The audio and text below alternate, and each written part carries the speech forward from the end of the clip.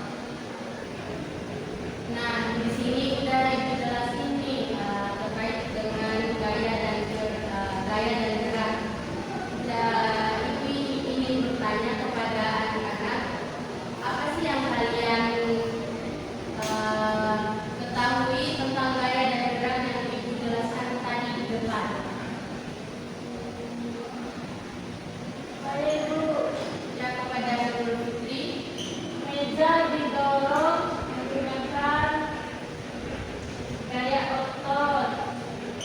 Ya, duduk sepeda di kayu juga menggunakan gaya otot. Ya, begitu itu. Ya, bagus sekali.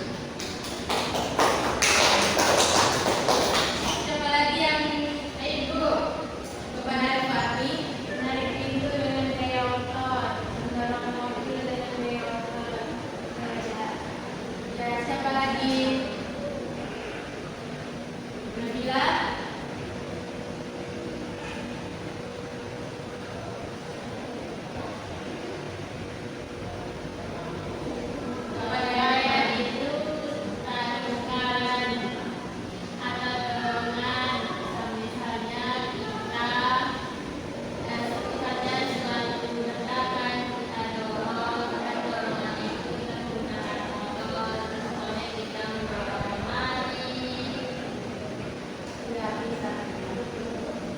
Muslimah.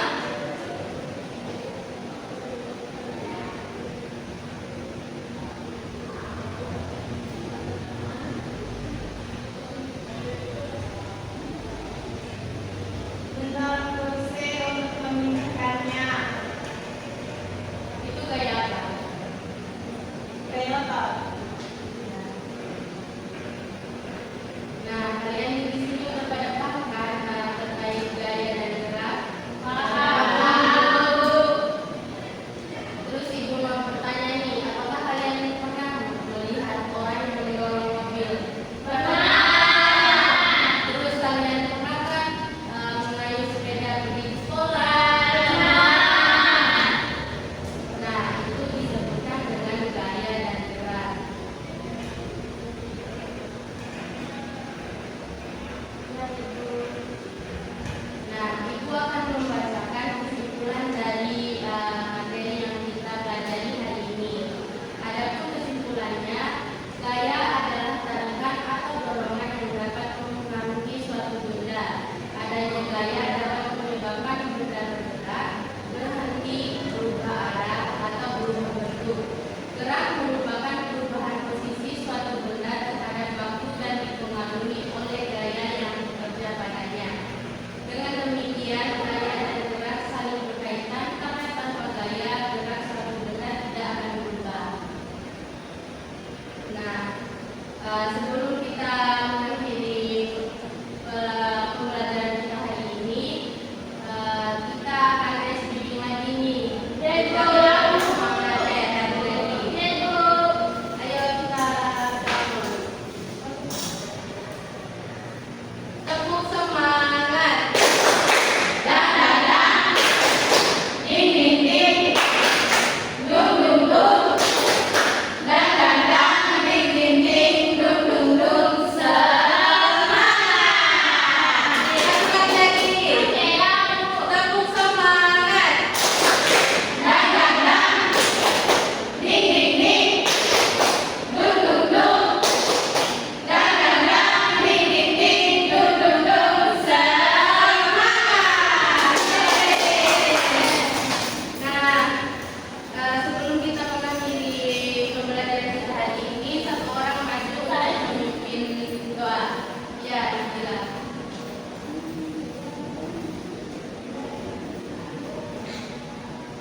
Baik teman-teman, sebelum kita pulang